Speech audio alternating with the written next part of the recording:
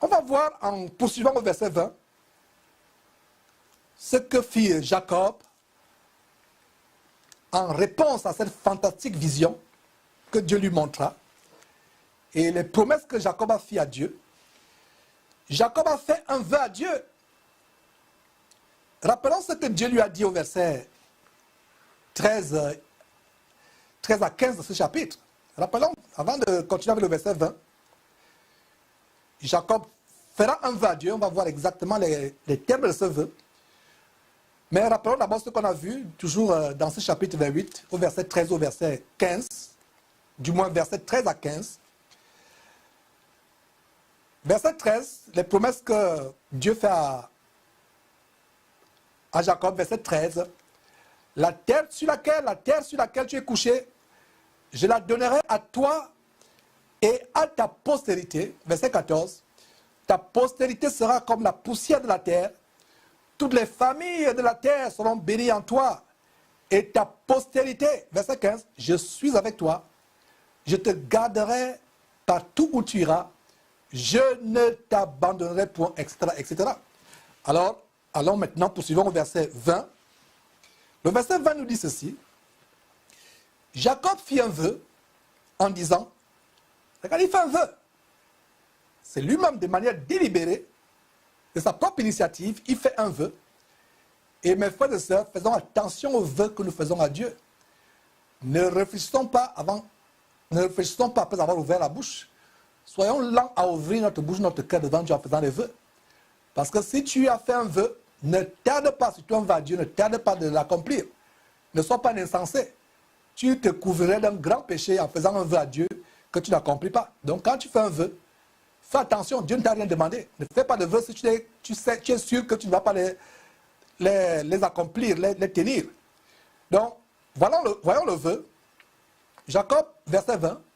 Très intéressant, mes frères, ce qu'on va voir par la suite, à partir de ce verset 20. Jacob fit un vœu en disant, si, regarde la condition, il veut faire un contrat avec Dieu, il veut marchander. Il ne dit pas Dieu, je vais faire ceci, il dit si. Donc il impose une condition à Dieu. En fait, c'était un vœu conditionnel. Jacob n'est pas encore tout à fait transformé au niveau où nous lisons cette histoire. Rappelez-vous qu'il sera transformé après 20 ans. Quand son oncle Laban va lui montrer que être escroc n'est pas une bonne chose. On reviendra dans quelques instants. Mes frères et sœurs, il n'est pas encore transformé. Il était tellement rusé malin et c'est un vœu conditionnel. Il ne va pas dire directement, Dieu, à partir d'aujourd'hui, il va faire ceci, cela. Il dit, si Dieu est avec moi et me garde pendant ce voyage que je fais, s'il me donne du pain à manger et des habits pour me vêtir, verset 21, et si je retourne en paix à la maison de mon Père, alors l'Éternel sera mon Dieu. Verset 22, cette pierre que j'ai dressée pour monument sera la maison de Dieu et je lui donnerai la dîme de tout ce que... Et je te donnerai la dîme de tout ce que tu me donneras. Donc, je relis verset 22. Cette pierre que j'ai dressée comme monument sera la maison de Dieu et je te donnerai à toi, Dieu, éternel, la dîme de tout ce que toi, éternel, tu me donneras. Voilà donc le vœu que Jacob fit à Dieu. Il donnera à Dieu quoi? La dîme. On reviendra sur ça, la dîme, hein, dans quelques instants. J'aimerais qu'on reste un peu sur ce verset et qu'on voit quelques détails. C'est le genre de verset qu'il faut voir sur nos yeux. On va voir des détails tellement importants. Et on se verset sur nos yeux, mes frères et sœurs, souligné point par point. Donc voilà le vœu que Jacob fait à Dieu. Il dit à Dieu, si tu fais ceci, si tu fais cela, je te donnerai la dîme de tout ce que toi, Dieu, tu vas me donner. Voici la deuxième fois dans toute la Bible que le mot dîme est mentionné. La première fois, si vous vous rappelez très bien, c'est en Genèse chapitre 14, verset 20, quand Abraham rencontra une autre image de Jésus-Christ. Et regardez les deux récits. La première image de Jésus-Christ, Melchizedek, il y a dîme. Abraham paie la dîme de lui-même, de sa propre initiative. Deuxième manifestation de Jésus-Christ à travers l'échelle, parce que la première manifestation de Jésus-Christ au temps d'Abraham, c'était Melchizedek, la figure de Jésus-Christ. une image de Jésus-Christ. Et il y a dîme. Deuxième manifestation de Jésus-Christ, une deuxième image anticipative de Jésus-Christ, l'échelle. Le petit-fils d'Abraham, Jacob, lui aussi parle de dîme. Voilà la beauté de la parole de Dieu, mes frères et sœurs. La beauté de la parole de Dieu. La parole de Dieu n'a pas été écrite par hasard. Il y a un plan merveilleux dans l'exposé de la parole de Dieu dans la Bible. Ce n'est pas par hasard. J'espère qu'après ces émissions, vous l'avez déjà réalisé. Que rien n'est écrit par hasard dans la parole de Dieu. Alors, la première fois, je me répète pour ceux qui sont lents à comprendre, pour vous qui êtes super intelligents, s'il vous plaît, soyez patient avec moi, mais je me soucie des frères qui ne sont pas aussi intelligents que vous, qui sont là à comprendre. Donc, soyez gentils avec moi, s'il vous plaît. Donc, Genèse chapitre 14, verset 20, c'est la première fois où la dîme est mentionnée quand Abraham rencontra une autre image de Jésus-Christ sous la personne de Melchisédek. Avant de passer un peu de temps sur cette question de dîme, notez que Jacob demande à Dieu 3 choses dans cette conversation où il fait un va-Dieu. Il demande 3 choses. 1. La nourriture à manger, le pain. 2. Les vêtements pour se vêtir. 3. La protection. Rien de plus. Il ne demande pas autre chose. Il demande 3 catégories de choses. La nourriture à manger, des vêtements pour se vêtir et la protection. Mes frères et sœurs, ce genre de prière est typiquement ce que la majorité des chrétiens demandent à Dieu.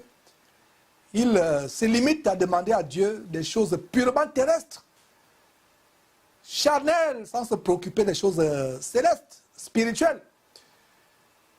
Il dit, Seigneur Dieu, s'il te plaît, arrange mes finances, fais que mon enfant passe le concours de la fonction publique, donne-moi un bon fonds de commerce pour lancer mon activité, donne-moi un bon visa, un visa pour le Canada ou pour les États-Unis.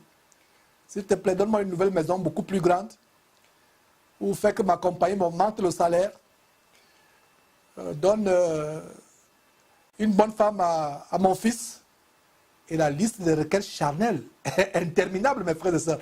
Exactement comme Jacob. Dieu appelle les chrétiens à quelque chose de céleste, élevé. Mais la majorité des chrétiens ne pensent qu'aux choses de la terre. Le Saint-Esprit nous met en garde en disant, ne vous affectionnez pas aux choses de la terre, mais à celles qui sont au ciel.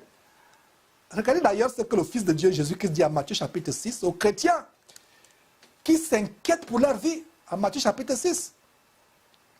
Ce qu'il a dit. Regardez ce que Jésus dit, Matthieu chapitre 6, pour ceux qui s'inquiètent pour leur vie, sur ce qu'ils vont manger, sur ce qu'ils vont porter comme vêtements. Jésus dit du verset 27 au verset 31 de Matthieu de ne pas s'inquiéter de ces choses. Et il va même plus loin au verset 32 en disant que ce sont les païens qui demandent ces choses. Regardez, il dit ces choses. Donc pour Jésus, ça n'a pas d'importance. Si c'était important, Jésus ne devait pas dire ces choses. Il dit ces choses. Ce sont les païens qui les demandent. Car le vrai chrétien, véritable disciple de Jésus-Christ, c'est que Dieu est au courant de ses besoins, même s'il ne les lui soumet pas. Le vrai chrétien, c'est que même s'il ne soumet pas ses besoins à Dieu, Dieu est au courant de ses besoins. Et que Dieu va pourvoir à ses besoins infiniment au-delà de ce qu'il demande, ou de ce qu'il peut penser. Voilà ce que le vrai chrétien a comme confiance, comme croyance, qui n'a même pas besoin d'exposer à Dieu un chapelet de besoins, une litanie de besoins, que Dieu sait les besoins du chrétien et que Dieu pourvoira ses besoins infiniment au-delà de ce que le chrétien peut demander ou penser ou espérer. Et que Dieu le fera sans même que le chrétien ait à lui demander quoi que ce soit. Rappelez-vous, mes frères et sœurs, ce que je vous disais dans une étude précédente, comment Dieu a donné un travail à Adam, le premier homme créé. Adam n'avait pas demandé de travail, mais Dieu lui a donné un travail. Dieu a donné un travail à Adam, sans même qu'Adam ait à lui demander un travail. Dieu a donné une demeure à Adam, sans qu'Adam ne lui demande une demeure. Bien plus encore, Dieu a donné une femme à Adam, sans qu'Adam ne lui demande une femme, une compagne. Et si Dieu l'a fait pour Adam, qui n'était pas fils de Dieu, parce que c'est en Christ Jésus que l'être humain est rendu capable d'être appelé fils de Dieu. Donc si Dieu l'a fait avec Adam, ne penses-tu pas, mon frère, ma soeur, que Dieu te donnera toutes ces choses, toi qui es meilleur qu'Adam, étant fils de Dieu ou bien fille de Dieu, par Jésus-Christ, ce qu'Adam n'était pas. Oh, chrétien, pourquoi vous limitez-vous à demander des choses terrestres et charnelles à Dieu, alors que Dieu dit qu'il nous a déjà bénis de toutes sortes de bénédictions, comment? Spirituelles, dans les lieux célestes en Jésus-Christ, comme nous précise Éphésiens chapitre 1, verset 4. Pourquoi ne demandons-nous pas des choses plutôt spirituelles à Dieu, que Dieu nous a promises, telles qu'être participants de la nature divine? C'est une promesse. Ou les dons du Saint-Esprit, tels qu'énumérés en 1 Corinthiens chapitre 11, du verset 7, plutôt 1 Corinthiens chapitre 12, du verset 7 à 11. Pourquoi ne pas demander cela? Par exemple, être participant de la nature divine, les dons spirituels de 1 Corinthiens chapitre 12, verset 7 à 11, ou alors la délivrance, ou alors le don pour enseigner, ou le don pour être ministre, apportant la bénédiction à la vie des gens. Mais les chrétiens font exactement comme Jacob. Il ne se limite qu'aux choses de la terre.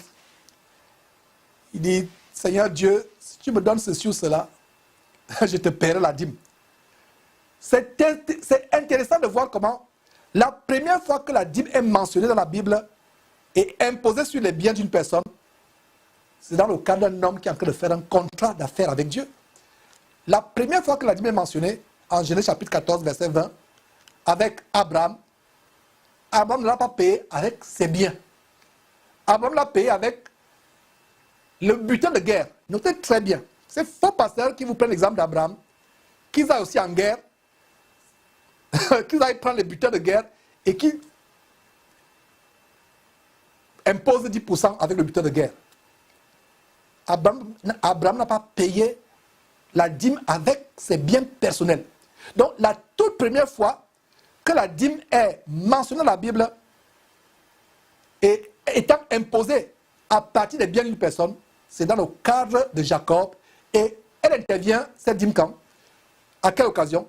Jacob est en train de faire ce qu'on appelle en anglais bargaining, une négociation d'un contrat d'affaires avec Dieu, une transaction de business avec Dieu. Jacob est en train de faire le business avec Dieu ici. Oh Dieu, si tu me bénis, déjà quand il y a un si, c'est une condition d'affaires, c'est un contrat. Si tu me bénis, je te paie la dîme, c'est-à-dire les 10% de tout ce que tu me donneras. La quasi-majorité des soi-disant chrétiens qu'on voit de nos jours sont ainsi. Ils disent à Dieu, si tu fais prospérer mon travail, mes affaires, je te donnerai 10% de mes revenus.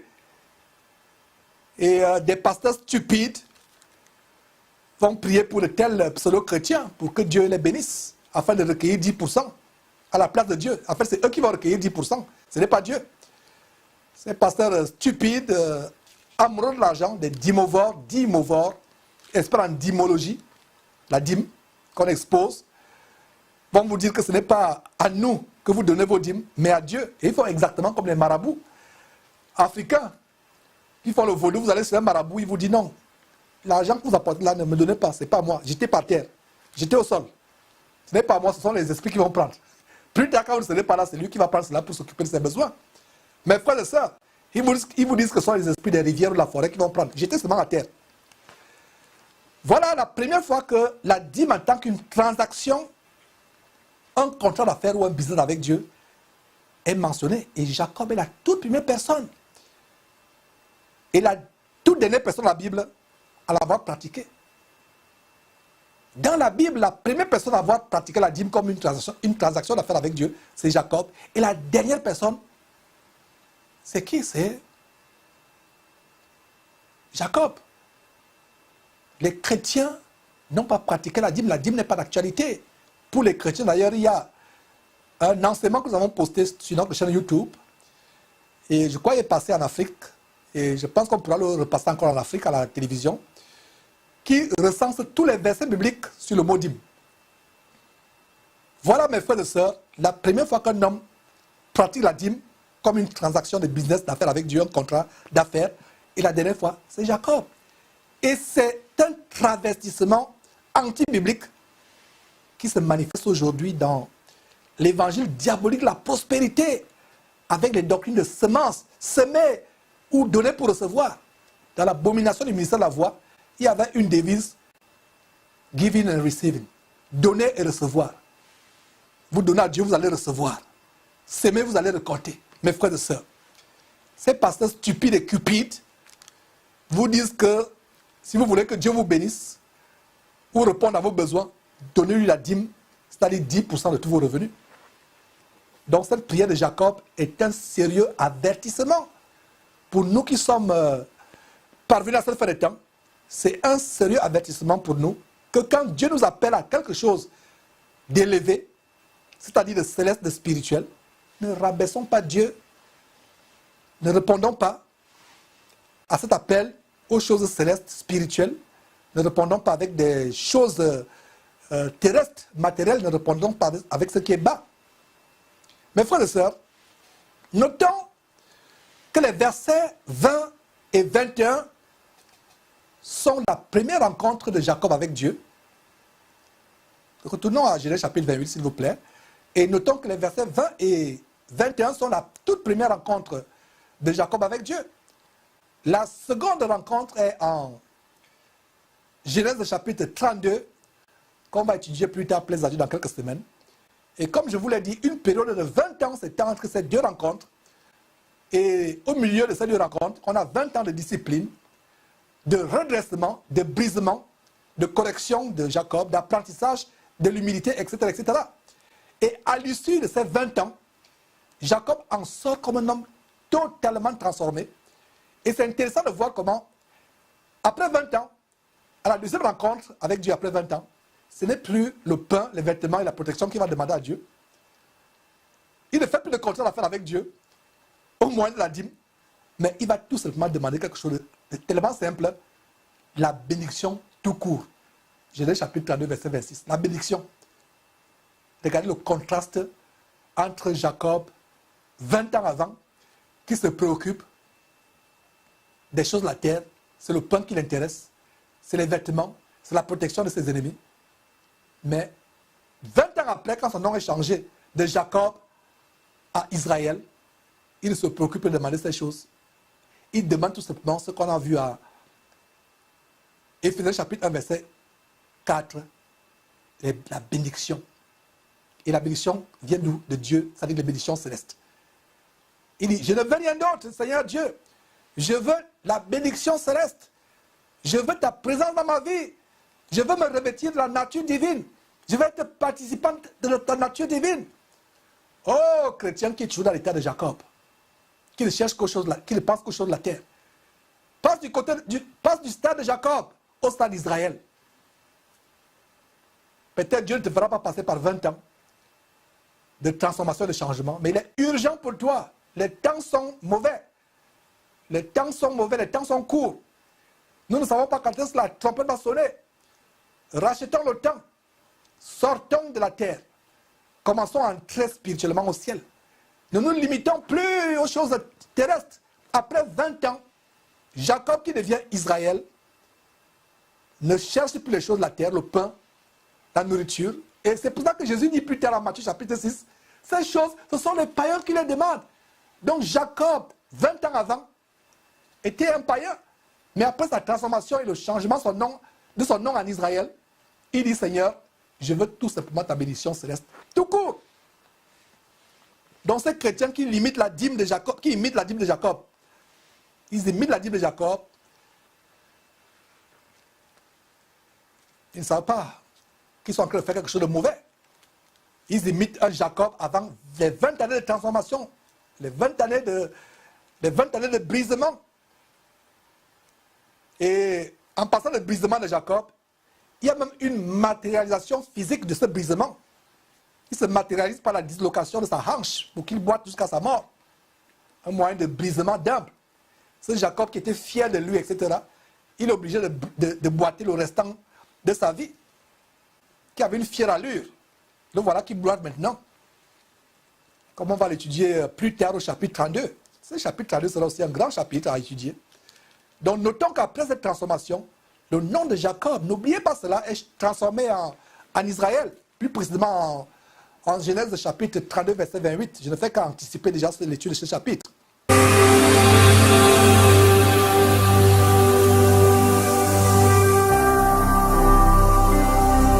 Jésus-Christ TV, vous connaîtrez la vérité et la vérité vous affranchira.